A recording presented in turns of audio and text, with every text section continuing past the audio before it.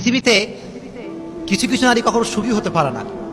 তার ভিতর থেকে এক নাম্বার নারী হচ্ছে সেই নারী যে নারীর ভিতরে ইগো আছে, সে কখনো সুখী হতে পারে না। কারণ ইগো যার আছে তার কপালে ভালো কোনো ছেলে জুটে না।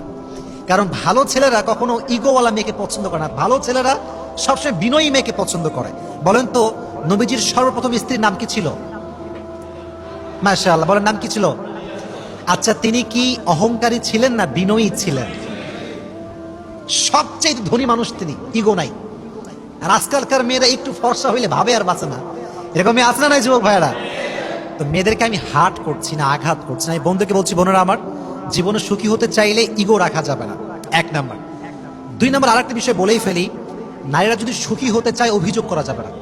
অনেক মেয়ের খালি অভিযোগ, আমার স্বামীর এইটা ভালো না, ওইটা ভালো না, আমার স্বামী এইটা পারে না, ওইটা পারে না। এরকম অভিযোগওয়ালী নারী আছে না নাই বাংলাদেশে? আল্লাহ মা বোনদেরকে অভিযোগ মুক্ত জীবন দান করুন, সকলেই পড়া আমিন।